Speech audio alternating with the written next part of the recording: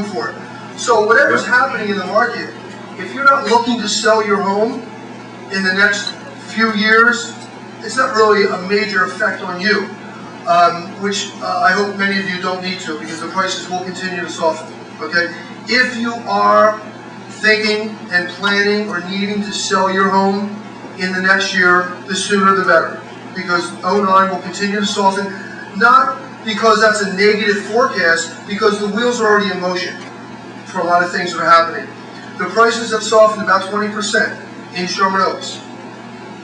In the Center Valley, Van Nuys, North Hollywood, other parts, it's 30, 35, 40% drop, because a lot of those buyers bought with loans that they couldn't afford in the first place, and they're losing their homes. And that's the sad part of the story. That's going to continue, because that ball is already rolling. That's already in motion.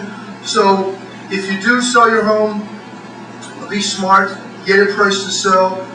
Some of the banks who have struggled with what to do with these failing assets, they have either failed to work out the short sale, and then they end up going into a foreclosure, taking back the asset, and then reselling it. And that's a very expensive proposition. And they end up really being worse off than if they would have negotiated with the borrower and accepted the short sale.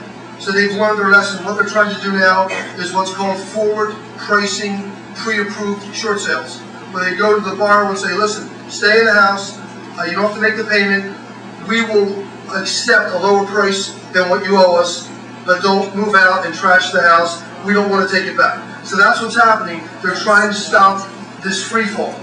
But long story short, there's not a lot of that happening in Sherman Oaks. But it affects you if you're going to sell your home, because a lot of the buyers that come into Sherman Oaks were coming from neighborhoods that they want to relocate into Sherman Oaks. Well, those buyers are not going to be as readily available, because they won't have the trade-up money that they thought they would have had to sell their house for $6 and buy a house for $1.2. So there's definitely a factor there. The other factor is when you hear about the interest rates at 4.5%. Okay, that's for up to 6 1/4, isn't that? Okay, but you know, homes in Sherman Oaks, most of them are higher than that. So those rates are what, 7%? Yeah. Okay, yeah. So I mean, a home to get a loan for 800 or 900 or $1 million is 7%.